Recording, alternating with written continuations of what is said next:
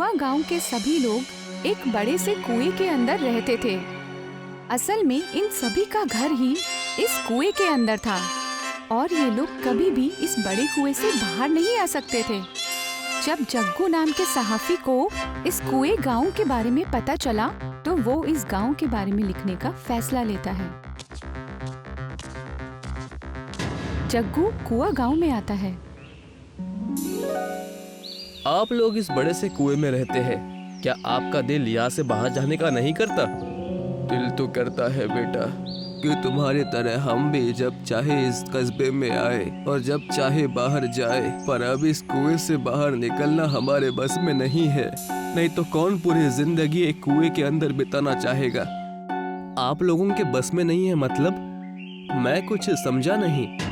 बेटा, इस कस्बे को आज से 11 साल पहले एक साधु ने श्राप दिया था कि यह सारा कस्बा इस कुएं में ही समा कर रह जाएगा और तब से हम इस कुएं के अंदर फंसे हुए हैं। सिर्फ दूसरे कस्बे के लोग इसके अंदर आकर बाहर जा सकते हैं, हम नहीं। पर श्राप देने की कोई तो वजह रही होगी। वजह थी बेटा, बहुत बड़ी वजह थी। हम लोगों ने एक बड़ा गुनाह किया था। क्या पूरी बात बताएंगे? मैं जानना चाहता हूँ। वो बुजुर्ग जग्गू को आज से 20 साल पहले की कहानी बताने लगता है। जून का महीना था, बाहर भयानक गर्मी पड़ रही थी, इसलिए लोग अपने घरों से बाहर कम ही निकल रहे थे। एक साधु और उनका शिष्य इस गांव में भिक्षा मांगने के लिए आते हैं। वे दोनों भूखे प्यासे थे। भिक्षाम देहि माई, आपके द्वार पर साधु भिक्षा मांगने के लिए आया है। साधु के बार बार पुकारने पर औरत घर से बाहर आती है। दिखता नहीं, इस बार सूखा पड़ने से सारी फसलें बर्बाद हो गई हैं। हमारे पास खुद ही खाने को नहीं, तुमको कहाँ से दे? हे माता, अगर ऐसी बात है तो आप हमें बस जलपान करा दीजिए, हम बहुत प्यासे हैं। क्यों? जल क्या मुफ्त में मिलता है? यहाँ कोई भंडारा नहीं लगा है जो तुमको जलपान कराया जाएगा। पर प्यासे को पानी पिलाना तो पुण्य का काम होता है देवी, और हम दोनों इस समय बहुत प्यासे हैं। गर्मी से गला सूख रहा है। इस तरह के कठोर वचनों का प्रयोग मत करो देवी। गला तो सबका सूखता है, इसमें कौन सी बड़ी बात है? अगर मैंने तुम दोनों को पानी पिलाया तो जब मेरे परिवार का गला सूखेगा तो हम क्या करेंगे? प्यासे मर जाएंगे? इस तरह के कठोर वचनों का प्रयोग मत करो देवी। हमने तो केवल आपसे हमारी प्यास बुझाने के लिए जल मांगा है, कोई पाप तो नहीं किया है। पूरे गांव का चक्कर लगा के देख लो, फिर भी कोई तुमको एक घूंट पानी नहीं देगा। आखिर आप ऐसा क्यों कह रही है माते? क्या गांव में पानी का कोई स्रोत नहीं है? इस गांव में सिर्फ एक ही कुआं है और उसका पानी सिर्फ गांव वालों के लिए ही सीमित है। किसी बाहर वाले को अगर एक बूंद पानी भी दिया तो इससे गांव को पानी की कमी हो जाएगी। प्यास से शिष्य का बुरा हाल हो गया था। वो अब ठीक से खड़ा भी नहीं हो पा रहा था।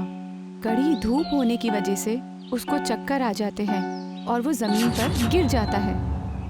ये सब नाटक करके यहाँ कुछ नहीं होने वाला। जाओ जाकर किसी दूसरे घर के सामने ये नाटक करो। साधु और उसके शिष्य के साथ बड़े ही गुस्से के साथ पेश आने के बाद वो औरत अपने घर के अंदर चली जाती है और दरवाजा बंद कर लेती है। हिम्मत मत हारो शिष्य, हम दूसरे द्वार पर जाकर निवेदन करेंगे। साधु और उसके शिष्य एक एक करके गांव के सभी घरों में भिक्षा मांगने के लिए जाते हैं, पर ना तो उनको कोई भिक्षा देता है और ना ही प्यास बुझाने भर के लिए पानी। अब तो मेरा भी धीरज खोता जा रहा है शिष्य। मैंने ऐसा निर्दयी गांव आज तक नहीं देखा जो साधु सन्यासियों को जल तक ना दे सके। शिष्य की हालत इतनी खराब हो चुकी थी कि उसे बोलने में भी काफी मुश्किल हो रही थी। ये दोनों अब उसी कुएं के पास खड़े थे जिससे गांव वाले अपने लिए पानी लेते थे। प्यास बुझाने की एक आखिरी कोशिश करते हुए शिष्य कुएं की तरफ बढ़ता है, पर जैसे ही वो कुएं में झांकता है उसको फिर से चक्कर आते हैं और वो कुएं में गिर जाता है। ये तुमने क्या कर दिया शिष्य? साधु देखता है कि कुएं के अंदर गिरने से शिष्य की मौत हो गई है। वो नाराज होकर इस गांव को बद्दुआ देता है। इस निर्दयी गांव वालों ने मेरे शिष्य के प्राण लिए हैं। मैं इस गांव को श्राप देता हूँ कि जिस प्रकार मेरे शिष्य की मौत इस कुएं के अंदर हुई है, उसी तरह से पूरा गांव इस कुएं में समा जाएगा। साधु गुस्से में विष का प्याला पी लेते हैं, जिससे उनका पूरा शरीर नीला पड़ जाता है और वे गांव से चले जाते हैं। देखते ही देखते पूरा गांव इस कुएं के अंदर समा जाता है। गांव की ये कहानी सुनकर जग्गू बहुत हैरत में पड़ जाता है। सच कहूँ तो कस्बे वालों के बेरहमी के लिए इन्हें इसी तरह की सज़ा मिलनी चाहिए थी, पर उनके उस गलती की सज़ा आने वाली नस्लों को भी भुगतनी पड़ रही है। हमसे बहुत बड़ी भूल हो गई थी बेटा। काश उस दिन जब वो साधु बाबा सबसे पहले मेरे घर पर आए थे, मैं उनको जलपान करा देती तो इन सब की नौबत ही नहीं आती। क्या इस श्राप से मुक्त होने का कोई रास्ता नहीं है? रास्ता तो वही बता सकते हैं जिन्होंने ये बद्दुआ दी। बेटा, अगर तुम उन साधु बाबा को ढूंढकर उनसे दरख्वास्त करोगे कि वे हमारे गांव को बद्दुआ से मुक्त कर दे, तो तुम्हारी बड़ी मेहरबानी होगी। ठीक है, मैं कोशिश कर सकता हूँ, पर मैं उन्हें कहाँ ढूंढूंगा? और अगर मिल भी गए तो पहचानूंगा कैसे? जैसा इन्होंने बताया कि साधु बाबा ने विष का प्याला पिया और उनका पूरा शरीर नीला पड़ गया। सुना है से उनको ना भूख लगती है ना प्यास, इसलिए वे किसी रेगिस्तानी जगह पे होंगे जहाँ खाने पीने की कोई भी चीज होंगी ही नहीं। मैं किसी ऐसी जगह को ढूंढना होगा। जग्गू कई दिन भटकने के बाद एक सूखे और बेजान रेगिस्तान में साधु बाबा को ढूंढ लेता है। मैं कुआं गांव की ओर से आपसे माफ़ी मांगने के लिए आया हूँ। बाबा, मैं आपसे दरखास्त करने आया हूँ कि आप उस गांव को अब श्राप से मुक्त कर दीजिए। ऐसा कदापि नहीं होगा। वो पापी गांव मेरे शिष्य के मृत्यु के लिए जिम्मेदार है। पर बाबा, जो लोग उसके लिए जिम्मेदार हैं, उनमें से कई तो मर चुके हैं, और जो जिंदा है उन्हें अपने किए पर बहुत पछतावा है। साथ ही इस श्राप के वजह से नई नस्लों को भी बहुत दिक्कत हो रही है। वो बाहरी दुनिया से अलग होकर रह चुके हैं। अब इनमें उनका तो कोई कसूर नहीं है ना। वो नई पीढ़ी भी उन्हीं निर्दयी लोगों की है। आप ठीक कह रहे हैं बाबा, पर आप ये बताइए कि अगर आप भी इस नई पीढ़ी के लिए ऐसे ही बेरहमी दिखाएंगे तो आप में और उन लोगों में क्या फर्क रह जाएगा जो आपके शिष्य की मौत के लिए जिम्मेदार है? जग्गू के दरख्वास्त करने पर साधु का दिल पिघल जाता है और वो कुआं गांव को अपनी बद्दुआ से मुक्त करने के लिए मान जाते हैं।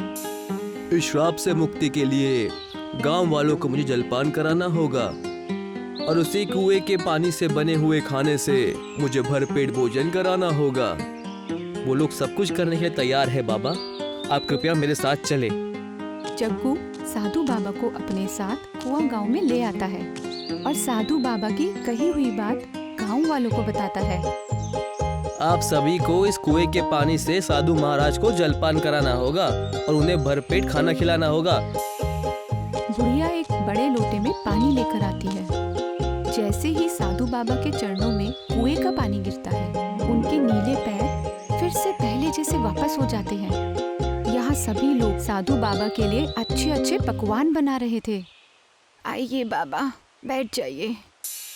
बुढ़िया साधु के बैठने के लिए एक कपड़ा बिछाती है और उनको एक बड़े लोटे में पानी पीने के लिए देती है। जलपान कीजिए बाबा। साधु बाबा लोटे से पानी पीते हैं और जैसे ही पानी उनके गले से उतरता है, उनका गला भी नीले की बजाय फिर से पहले जैसा ही वापस हो जाता है। यही काम तुमने आज से 20 साल पहले कर लिया होता तो तुम लोगों को इतनी परेशानियां नहीं झेलनी पड़ती। जब तक इंसान को ठोकर नहीं लगती, उसको अपनी गलती का एहसास नहीं होता कि ठोकर खाकर हम सभी गांव वालों ने बहुत बड़ा सबक सीख लिया है बाबा। पकवान बनकर तैयार हो गए थे। सभी लोग एक एक करके सामने आते हैं और लजीज खाना खिलाते हैं। लीजिए बाबा, ये चावल इसी कुएं गांव के अंदर उगाए हैं। साधु बाबा ने 20 सालों से कुछ नहीं खाया था, इसलिए जैसे ही कोई उनके सामने खाना रखता है, वे झट से खाकर उसको खत्म कर देते हैं। अब सभी लोगों के बनाए हुए पकवान खत्म हो जाते हैं, पर साधु बाबा की भूख नहीं मिटती। खाना तो समाप्त हो चुका है बाबा। पर मैं अब भी पूरी तरह से तृप्त नहीं हुआ हूँ। अब तो हम लोगों के पास भी थोड़ा सा ही अनाज बचा है। अगर उसे भी दे देंगे तो हम लोग क्या खाएंगे? यही गलती आज से हमने 20 साल पहले की थी और उसका फल आज तक भुगतना पड़ रहा है। अब हम लोग वो गलती दोबारा नहीं करेंगे। जिसके घर में जितना अनाज बचा है सब पका लो। गांव वाले बचे हुए अनाज से फिर से पकवान बनाते हैं और साधु बाबा को खिलाते हैं। इस बार जैसे ही खाने का आखिरी निवाला साधु बाबा के पेट में जाता है, उनका पूरा शरीर फिर से अपने पुराने वापस रंग रूप में आ जाता है और देखते ही देखते पूरा कुआं गांव भी पहले जैसा हो जाता है। अब इस गांव के लोग किसी भी साधु या जरूरतमंद को खाली हाथ अपने घर से वापस नहीं भेजते।